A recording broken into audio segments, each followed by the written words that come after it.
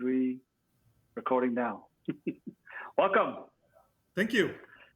Aye, aye, aye, aye, Well, aye. Yes, sir. AyAyAyAi. gotta put your hands up and say it. Aye, Well, aye, aye, aye. Either you gave up or you're just excited. No, aye, welcome to aye, the aye, podcast. aye.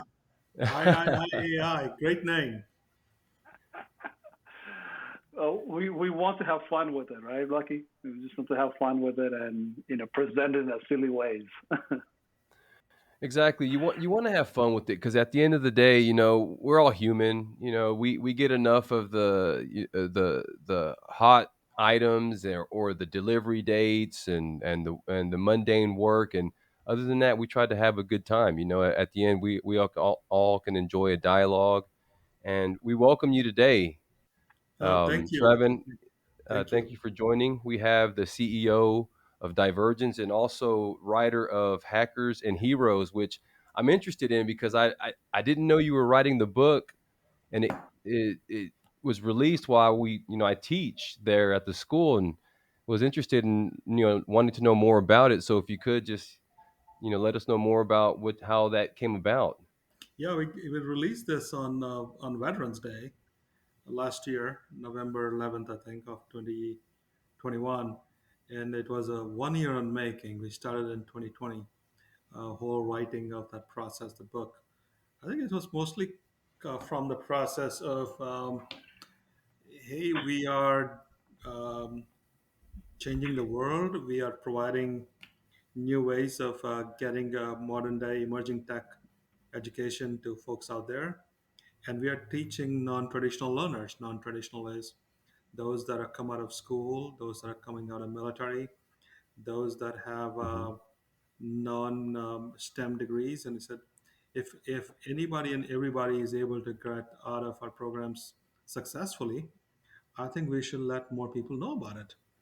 So it turned out it took us a little bit of time. Now we did not have catchy title, Hackers and Heroes, and then we needed to come out with a nice little picture cover. And cover took the most time, by the way, more than writing a book. The cover took the Hmm. most time because we had to say we are a modern day school, and somehow we had to marry hackers, heroes, and artificial intelligence.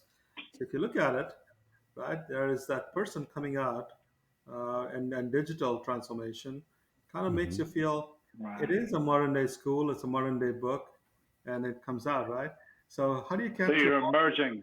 Yes, yes, and the person is emerging out of that transformation. It's a new body, new person. So I think it was fun writing a book, but it was more fun actually creating a cover for the Hmm. book. So if you don't mind me asking, how many iterations of cover did you go through to get to this one? I think the at least three. I think three. What happened Right. was what we said, hackers and heroes ampersand. It turns out that the book publishers don't like the cryptic ampersands and stuff. They needed to put the whole word out uh, and then we had to come up with our brand colors. So Divergence's brand colors are those color blues, and Hmm. then we had to go get licensed the image from, I believe it was from Shutterstock. We had to license it, and then the part about putting a book together is also, what is the margin size on how much space Right. you want to leave, the gutter, where do you want to put your page number, and I think these small details was at least Hmm. 3 months. So writing a book was as fast as it was. Doing a cover Yeah. page, the gutter size, print, the font, that took us another 3 months. It's So always sounds the small like details, right? That kind of that make everything a finishing product or Right, finish the product. that's the part, right? If you want to, and by the way, even more interesting is, do you want a glossy cover or do you want a matte cover? Why Oh glossy? If you yeah. go matte, if you got fingerprints on it, right? So there was a question right. around what kind of a cover do you want, and then they said, do you want a pure white or you want kind of that yellow tinge, right? So Oh if yeah. it's bright white inside versus that yellow tinge, it makes you feel you have a book that wants to be read, right? Yeah. And Right. if you want to Right. colored pictures in it, it adds more. So the small details all add up, and into creating this book, and its final product is. I wish I had written 100 more pages. Hmm. Well, I'm looking forward to reading it, and hopefully there'll be a version two that will have more details, because this is not a 1 year deal that comes and goes. You'll have to have more IT books and IT versions of what's happening in the next 5 years, right? So you might have to revisit this book as a version two and Hmm. add more to it. Yeah, and I think it's there is I see quantum, right? There's opportunity to do more on quantum and what does quantum mean. We are having Hmm. a we're already thinking about what does the year 2030 look like, and interestingly, Cybersecurity Alliance has already put a word out there that in 2030 you can crack any kind of password through quantum computing. So you're looking at 2030 backwards. Okay, what kind of programs do we want now that we're in 2022? 8 years flies by like that, right? And if you're Right. going to, if so, what do we need to create today so we are ready for 2030, Hmm. right? And does it even have to be perfect? It doesn't have to be perfect. We just have to get started.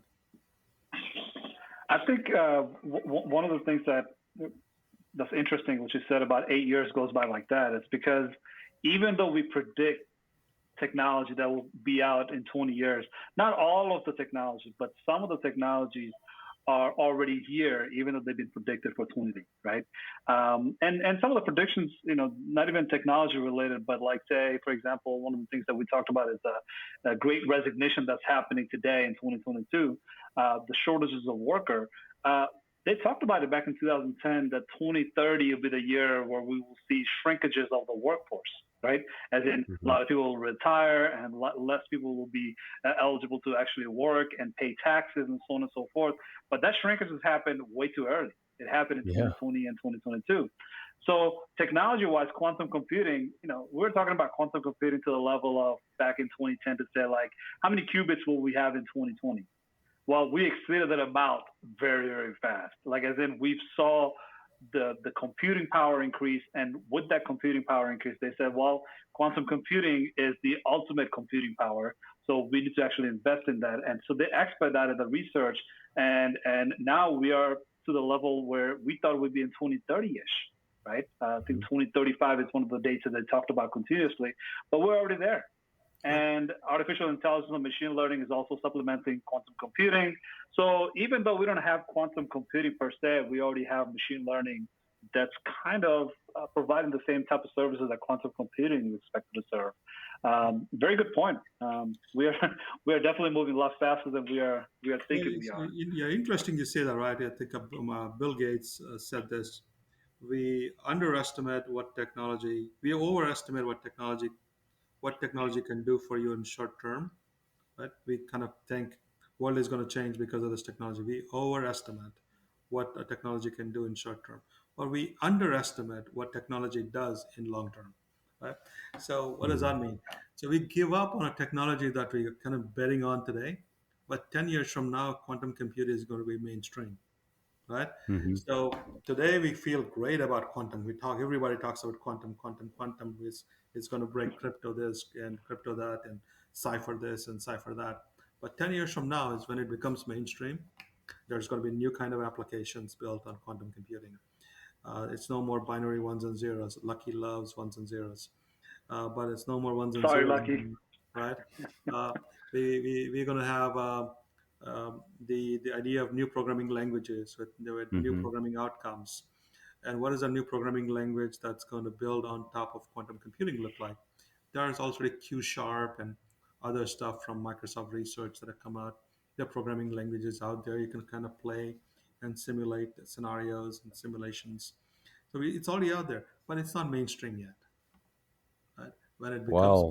When it becomes mainstream, which is a matter of a few years, it's going to create a wonderful new kinds of applications for us. We're already talking about Web 3.0. Not no more Web 2.0. We're talking about Web 3.0. We're talking about blockchain. We're talking about how do all these kind of come together to create a new world. Yes, there is a concern out there, future of work. What does it mean? But the work is going to change, right? People have to get reskilled. Hmm. People are going to find new kinds of work. And I'm going to give you an example. We have we all talk about self-driving cars, and I did not know there is a service that is has maintaining a fleet of self-driving cars. And why do you need monitoring of self-driving cars? There's a company out there watching the self-driving cars going around. So if they ever get into trouble, these cars will get into trouble, right? Somebody has to take control, right? Somebody has to watch them. So they are putting a service around self-driving cars, right? Hmm. When did that happen, right? So now we have all these kind of new kind of jobs coming out, which is a wonderful place to be in. It is going to replace some jobs, no doubt about it, right? But if you look at the last 30, 40 years, we've gotten more productive. We've gotten very productive thanks to technology. We are doing uh, in physical work, maybe less physical work, right? But we are more productive. We have more time to give to our families, and so our number of hours we're going to work probably going to go down, but productivity is going to be high because of technology. You get to spend more time with families and others. You got to retrain. Yeah, pick your family very wisely because you will have to spend more time with them from now on. Yes, that's true. That's Yeah. true. That's true. No pressure. No pressure. Yeah, I mean, you've heard a lot in past years about different corporations or companies developing their own quantum computing systems, and the big thing now is you have nation states having their own versions of quantum computing, or their different type of architectures. And at the end, that everyone's gonna have kind of back everyone's going to have different standards, and eventually they're all going to marry up. And it's good to hear that Microsoft is really, again, leading the way, and other people are actually working on the development of the language. But the other part that I worry about, because I'm a ones and zeros guy, is cryptography. How AI will be used in the future to crack in quantum computing cryptography that we have now. It seems like it'd just be simple. Like, it's just going to be, it depends on which nation state decides to hack, what blockchain. And at that point, it's going to be exposed for what it is now. And how long does it take before? Because I know, like, different technologies or blockchains are preparing with quantum computing, but not everyone's really planning that far ahead. But those are definitely concerns, for me moving in the future, is how that's going to pan out. What nation states really going to use their quantum computing? Because in my my relative understanding and what I've gained in knowledge is that anytime you have a nation state, not to get political, they never use the technology for what it should be used for, to help others. It's always used to be weaponized. And so AI is just scary, and quantum computing is going to be scary, just moving into, like you said, in 2035, it's right around the corner. Yeah. And if it's going to be what we think it's going to be, just like any other technology now, it's going to be something more available. It's going to be something that we see now, not aware of, but now it just controls our lives. How it's going to affect us. I think there's a lot of concerns there. I think that's where, and I bring it up every time. It seems like I'm the half the pessimist here, but I'm always leaning towards why is and why is it that different people are scared of the technology AI? Why do you think that is? No, I think it's sort of, are you giving up something, right? Hmm. To automation. I think that's the fear. Are you giving up something? Are you giving up your freedom? Are you no more in control? Right? Is somebody else controlling the things that you used to enjoy, and it's no more that um, you know driving a car.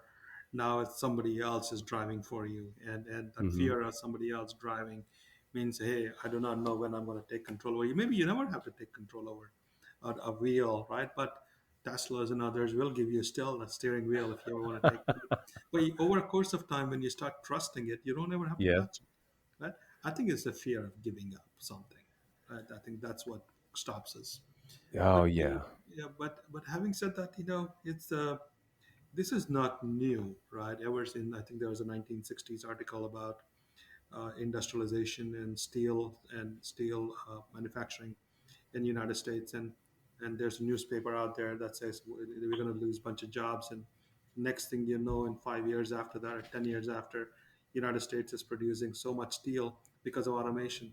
There's so Hmm. much more going on because now you can build wonderful infrastructure and bridges and all that stuff because of steel.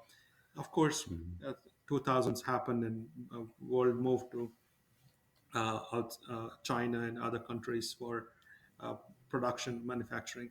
Yes, but the systems and that we created in the United States are still intact. That you can still have. It takes few years. It'll take few years to bring them back in and build wonderful manufacturing. But it's not going to be same that we left in 2000s. It's going to be new. It's going to be different. It's going to be built on automation. It's going to be Hmm. built on the grand infrastructure that United States is going to build. Right? Hmm. Is there fear? We should be fearful that somebody else is going to copy. Yeah. We should be fearful that somebody else may have better automation system built out. But Hmm. if we live on fear, I don't think we're ever going to invest in making our systems better. So I'm the other side. I'm the optimist. I'm saying, look, bring on the competition. Yes.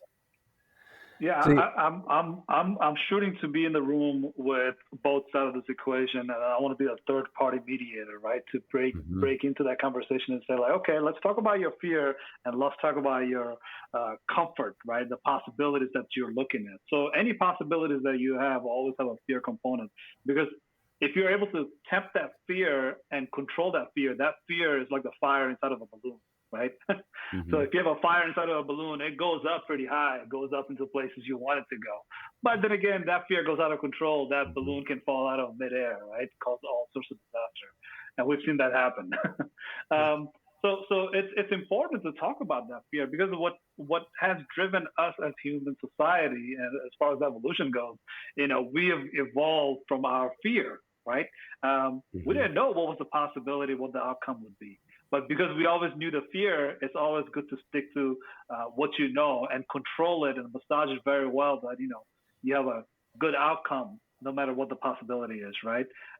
So one of the things that Sravan, you mentioned earlier that technologies like how they have gaps and uh, how they come and we don't even know how far it can go, right? So artificial intelligence, we've been talking about Hmm. it for 70 some years at this point, right?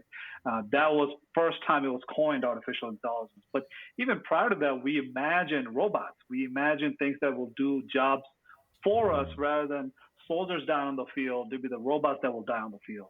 Instead of farmers working in the farm, it'd be the robots that's working all those manual tasks. Uh, this imagination always has been here. It's just that we didn't have the technology in place. We didn't have the data, or we didn't have the computing power. And now that we have data and computing power, what's next, right? But it's the driving force that imaginations that we have. If we are able to say, look, we already have data, we already have computing power. Now what, right?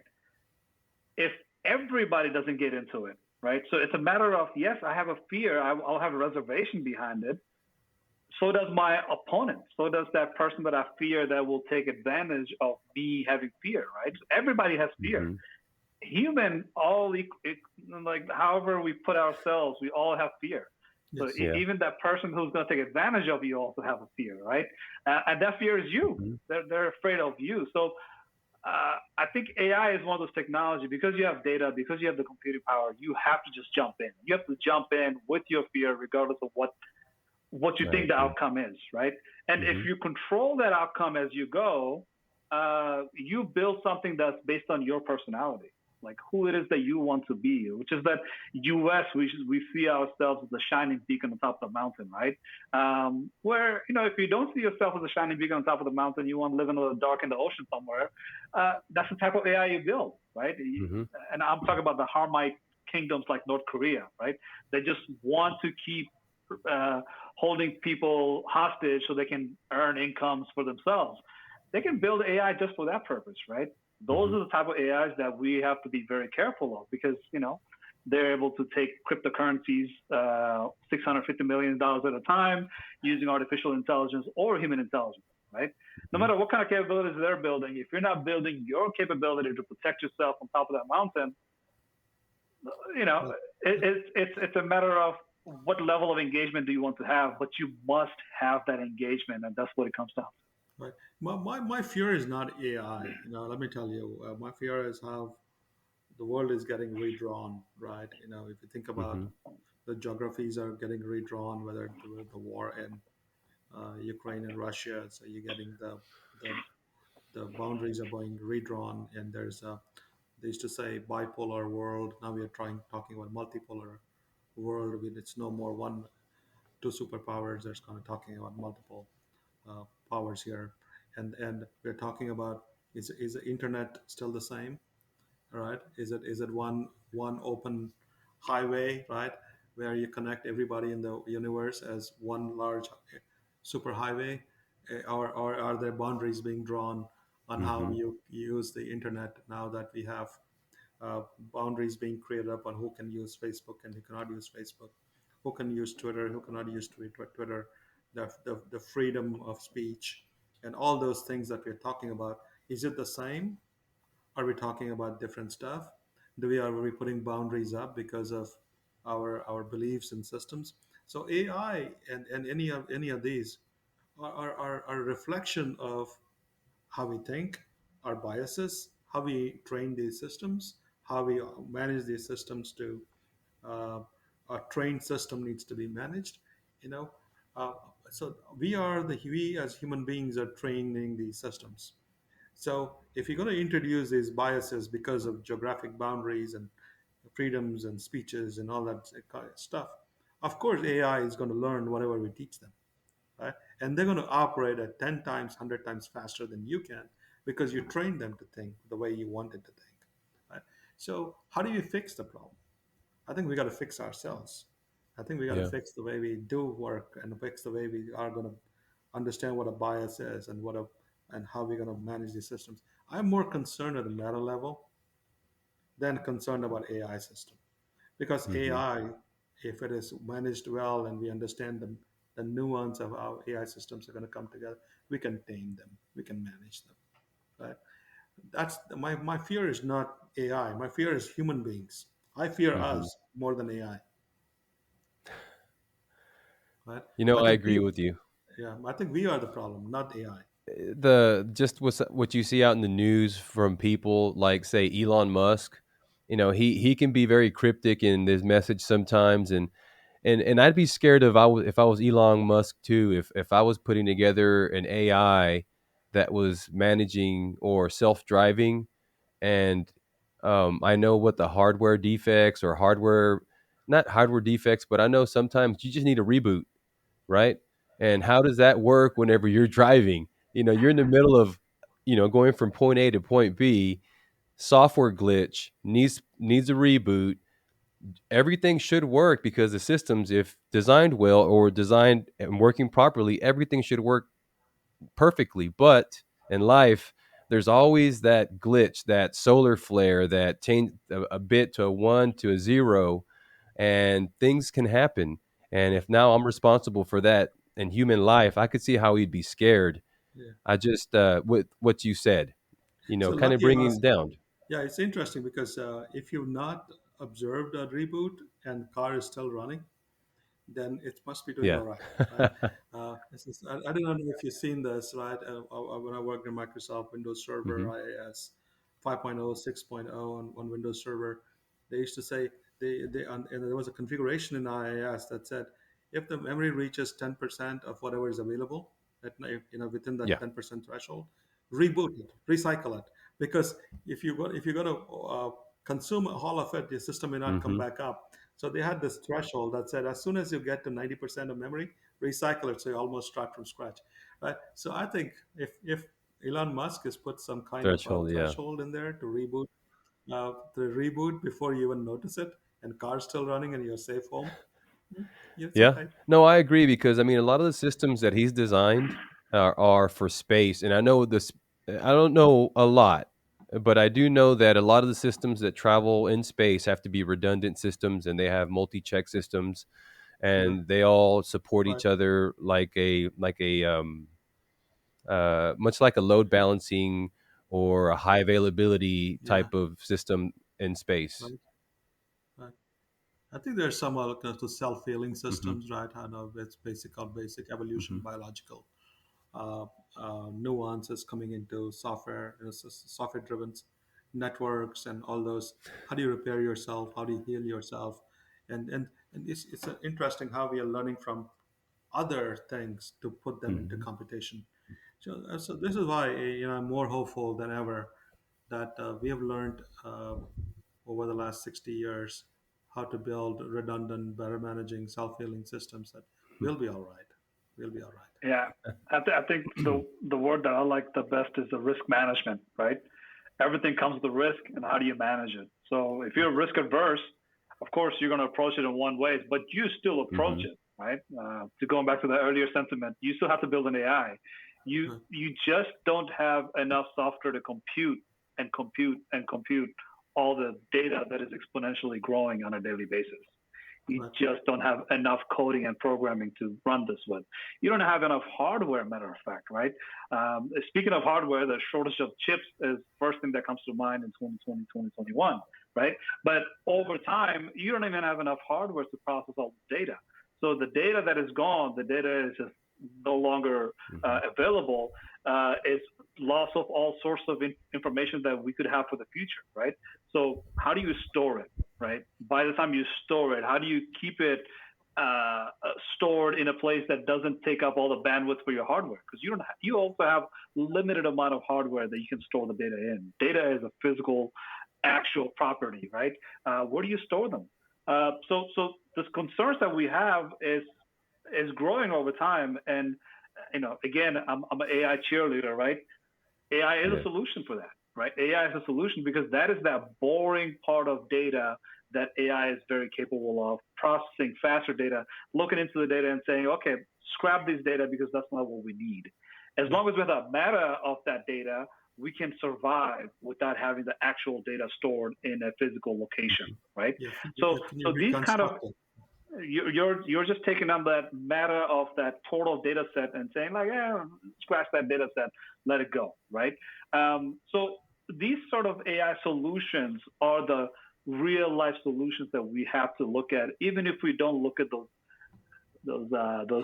shiny examples of robots or AI that is just super Yeah. cool or AI that just super driving and AI that saves human lives, right?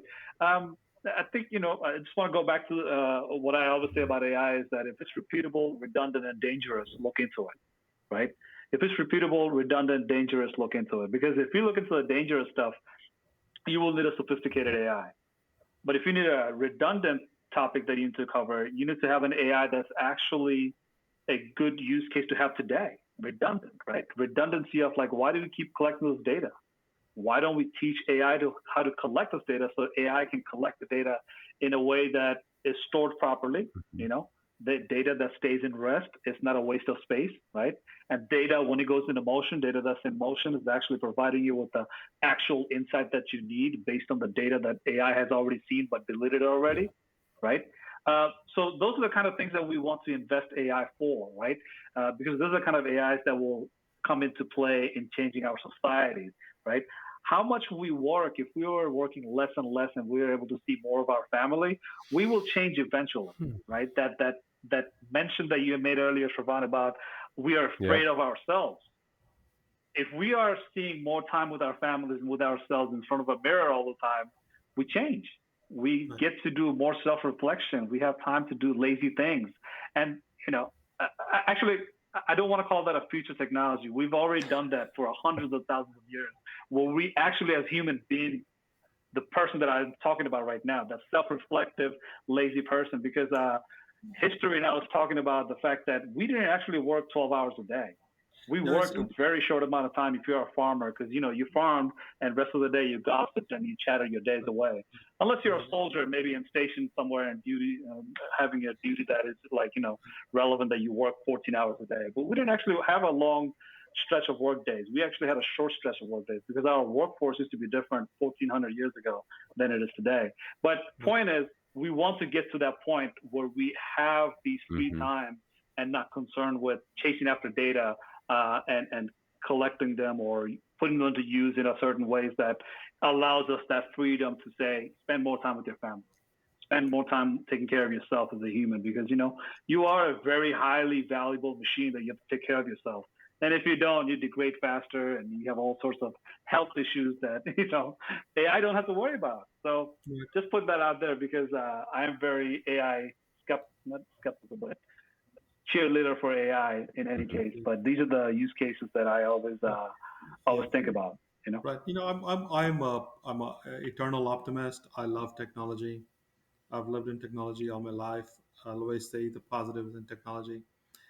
I think uh, the operational uses of AI. If you start thinking about how can I make my day better and how can I make my Hmm. life better, and use AI to let AI do the work on your behalf, delegate the task, let it do the work, then you get more productivity out of your life, right? And you can do more stuff.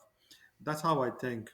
And if everything, we were working on, call it Amazon Alexa, Google Hmm. Echo, or Microsoft Cortana, like natural language understanding, all these things that have come about in the last few years, when which we now kind of take it for granted. They would, and you look at it now, and they do better and better and better. I can actually talk to Alexa here, and it's going to start. I have a almost as a receptionist right next to my desk, and so take a note here, take a note there. It's Yeah. awesome, right? And it's because I forget, right? And but I'm also trying to store stuff that I don't need to store in my head anymore, Hmm. That's right. That's right. and I can rely and trust that it's going to do its job. But anyway, the point is, uh, law of unintended consequences, right? What does that mean? It means that we are creating technology for a specific purpose now, but the unintended consequences are you don't really know how it's going to get consumed 10 Hmm. years from now, right? We created an iPhone, you created an app. We did not know there was going to be app marketplace. We did not know app marketplace is going to have in-app purchases, and you're going to make in-app purchases through crypto, and you're going to have these crypto managed through blockchain. All of these did not come when Apple decided they were going to do iPhone and apps in Hmm. 15, 20 years back. But look at what we created, right? 20 years later, we got some awesome stuff going on. Yes, now is there laws and regulations and issues with freedoms and liberties and crying over yes, we'll fix those too. Yeah. Who We'll needs fix those too. privacy and liberties, right? Yeah, because yeah, everybody knows that what Right. you're doing anyway. And we're volunteering that information to Yes. everybody to know, right? Right, Uh, right, Depending on who you trust. If you like iPhone, you let Apple watch you, and if you like Amazon, you let Alexa watch you, right? right. But I think that assistant that you mentioned earlier, in the future, we might not even buy the phones anymore or the apps. We just buy Siri and Alexa Hmm. as a service and pay monthly fees to Alexa and Siri, because they know more about us for the last 20 years than we do about ourselves. And I mean that as in the fact that, instead of like the 2030 comes around, it knows your age, it knows your preference for the last 15 years, it knows your ability to communicate, what level of communication you'd like. Like I said, pick your family carefully. If you don't have a good family, you might end up spending your time with Alexa, you know? Now we're having fun. We're having fun at this conversation, right, Asif and Lucky. I'll tell you this. When I was reading a news article on CNN that said uh, it's a service being provided. I don't know if it's being provided by U.S. or U.K., but that said, hey, what kind of a cleanup service or what kind of service do you want, social media service do you want after you die? Wow. Right? And so, what kind of service is that? So, do you want to keep your life alive, keep it alive even after you're dead? So, the discussion was, you know, what happens to your Twitter handle? What happens to your Facebook handle? What happens to all these handles Hmm. after you're gone? Right? Can you keep it alive artificially? Right? Basically, keep a bot or an agent work on your behalf, taking care of that handle forever. So it takes a life of its own after you're dead.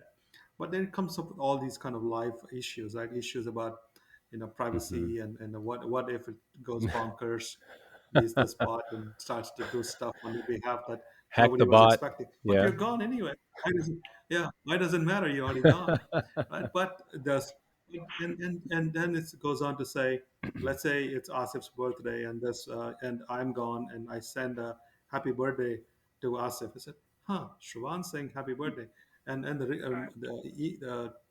the bot message is going to be, "I wish I was there. Oh, Happy birthday." yeah. Right. Right. Yeah. Yeah. Yeah. So it is. People are coming thinking about what does a life of you look like after you're gone in the world of social networks. When did that become a service? Wow. I never thought of that. I've have old friends that I've known in from the industry, from working at Microsoft and even McAfee that have passed, and I can still see their LinkedIn profile, and I can still see their picture, like, hey, you know, and they've passed since, and I thought about it slightly, it's like somebody needs to take that down, right?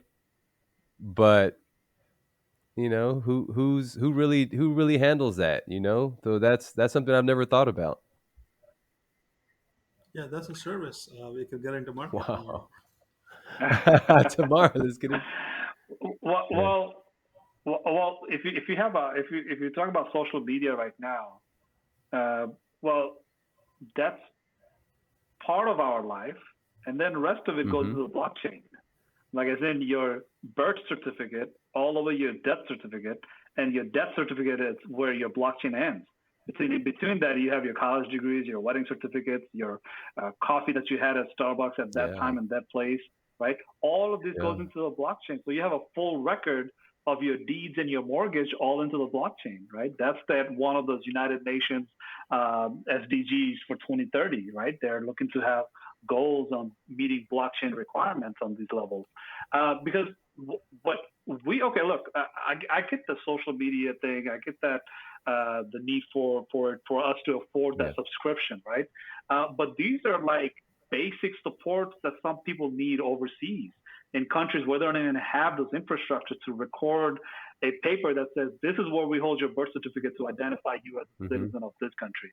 Let's just call it a country X, right? If a country X has to build an infrastructure where they hold all the birth certificate, deeds, and mortgage, and all the birth certificate and marriage certificates, and so on and so forth, we have those institutions in this country, somewhere within the city and somewhere on the zip code. But a lot of other countries cannot afford to keep up with those infrastructures, right? So we're skipping ahead. We're skipping ahead because what we do as a major industrial country, which has all this resource and wealth, what we create benefits the rest of the 7 billion population, right? So what we create in blockchain, what we create on social media, yes, we have a different take on it, but for somebody overseas that doesn't have those infrastructure, doesn't have this capability, they will look at it differently. And I think, and I'm assuming here is that our privacy that we take so seriously, and I mean, we should. Privacy is a very near dear to our heart. We should always close guard it, but it matters from society to society. So how other people see blockchain and how they see record and keeping tabs on things differently than we do. But for us to create it is to create it for them actually, so they can use it and they can decide for themselves and benefit from it. Which I think it gives us that lead and the edge in innovation that other people cannot, do for themselves. Right. No, you're absolutely right. I think you talk about Africa, they skipped the entire generation of phones, right? Phones. That's right. They did not have to go through landlines. They went directly to wireless Mm-hmm. technology. And Yeah. and and and if you ask somebody from South Africa how their hospital systems are, they'll say their hospitals look great, modern than United States hospitals. They look Mm-hmm. newer and Yeah. more equipped with technology than probably in the United States because we have to carry our recycle. We got to refresh our technologies. We got to catch up to. But those that have started from scratch, from ground zero, they get to start from. They get to think new. They don't have to worry about Yeah. old school Yeah. stuff, They get to skip the right? That's right. technology. Right. And you're absolutely Yeah, I even think right. Right. they're actually ahead of us with blockchain. I think Cardano, if I'm not mistaken, and I'm not pitching Cardano, but Cardano's they started an agreement with many countries in Africa. I don't know which ones off the top of my head, but to put exactly like you said, all of their birth certificates, all of their documents, school, everything, basically their fingerprint of who they are, IDs, everything now is driven through blockchain, and it's Cardano's blockchain, which was, I mean, that's, they just get this. I mean, most countries have problems with privacy or making decisions like that. They're just moving forward, much like you said with the landlines. They just skipped technology and went straight to wireless. There's an advantage to be sometimes Yeah. having an opportunity to be fresh or not having any previous technologies, because like processes, we know it's hard to get off the old. You know, we accept the old and we're used to the old, and we know what the old is, trust, we trust it, but then when there's opportunity for new, you know, sometimes we fight it, or the fact that it's going to be more expensive to start new. I'm sorry, not start new, but replace the old technology. In Africa, there's a lot of different investors that are putting money in Africa in their cellular and wireless networks to be able to grow, you know, that area more. They say that Africa is going to grow exponentially more than other countries just because of technology and the investment in technology in Africa. Well, investment plus the workforce that is Hmm. unheard of, right? Workforce that we do not have in this part of the world, as in United States and Canada, because the population is dwindling. Like there's some European countries that are also having loss of population. Not enough young tax-paying Hmm. workers. Uh, it's not an issue in Africa, right? Some of the countries like Poland, Turkey, Japan. Excuse me, I take that Japan off the list. But Turkey and Poland, they have huge populations that are up and coming in age, and they're able to provide services and work with technology and have that bandwidth as a young generation that is not married and have Hmm. kids to raise, right? So all sorts of equations of workforce is the biggest factor for Africa, right? So when it comes to Africa, you see borders, and those borders are kind of merging because the African Union is talking about, hey, how do we bring multiple countries, like 6 different countries, and form it Hmm. into one, right? How do we end some of the violences that are continuously erupting by bringing technology into the violence, and create a new generation of technology experts, so that way they're not associated Hmm. with guns and bullets, but they're rather associated with ones and zeros, right? Hmm. Um, these are the possibilities we're seeing, and for us, we don't have to worry about a challenge here. We don't have to worry about a threat. What we do have to worry about is the fact that they leave us Hmm. behind, right? So if we're not keeping up with them in par, which is that artificial intelligence, which is that heavy investment into blockchain, and saying what data do we already have? How do we do better data points and Yeah. data acquisition? Structure them very well, and we can use that, right? So instead of them doing it for themselves, um, solely alone, we can partner with them and provide that borderless type Hmm. of service, right? I think Facebook is investing into African countries way more than I think of any other country at this point, because they know that the user base for Africa will be Facebook's future, right? Where do they go for their social media, and what does Facebook have to do with that? So how do we get ahead of the challenges that we have, not within our border, but in being inclusive outside of our border, and bring their technology into our system, and then allow them to access our system from overseas as well. Um, Lots of answers and lots of questions there, but I No, figure I'd put that out yeah, there. no, you're right. You know, Asif, you know, if you remember, if you start to think about the premise of this conversation at the beginning, the fear of AI, and where we are ending this conversation, I said, look, there's so much opportunity. The Hmm. borderless Africa. You're talking about blockchain. You're talking about quantum. You're talking about um, Web 3.0. You're talking about qubits and new kinds of programming, and opportunities so much out there. And at the end of the day, remove the mumbo jumbo of all this technology for a second. It's us we gotta fear Hmm. more, right? I think that's the one. If you remove that, and we'll be fine. Yeah. We'll be fine. That's right. That's right. That's that metaphysics, right? That's that self-reflection and self-understanding of what triggers us and what makes us do better or worse, Hmm. right? Well, Um, Look, I study conflict resolution, and that's what I tend to look at this AI solution from, right? And one of the best takeaway from conflict resolution study was that there is no resolution actually. Good. Opposite of conflict resolution is conflict avoidant, and only thing that ever has worked is conflict management. As long as we can manage our expectation, as long as we can manage our fear, as long as we can manage the possibilities, it's it's no longer a conflict. It's a your dreams and your hopes, right? Because Yeah. you're managing. You're managing is what we have to do on a daily basis, not that one shiny moment in history in 2044 where we come to the end of it all, right? No, nothing like that. It's just that how do you manage until 2044? How do you manage till 2030? How do you manage day-to-day basis until you get to that point, right? Looking for resolution will end up in one outcome, but having a management will provide outcome on a daily basis on a good positive way. So I just want to put that out there as well because we talk about workforce here a lot. That's the pattern that we seem to keep picking up in this AI podcast. Workforce is the key. It's the people that builds the process, and that process gives birth to a technology or a product. Correct. So if we can identify AI as a process rather than a technology, we will have people that go behind it and say, well, now as a people, we develop this process of AI so that way we can give birth to new technologies, produce new systems, produce new chain of thoughts, whatever the case is. But you always have to have the right people behind it, right? People is what matters to give that process that new spin, right? We always have old process, but if it's an AI process, let's spin it in a way that you're doing the right things. So that way you are producing things that are beneficial to all humans and beneficial for the future generation. But that we can ask from certain people, but not from everybody. Not everybody's going to listen to it and say, yeah, I'm going to make a technology to steal all your cryptocurrency, hundreds of millions of dollars at a time. I got you. The conscious AI, I think that's the word that Microsoft uses.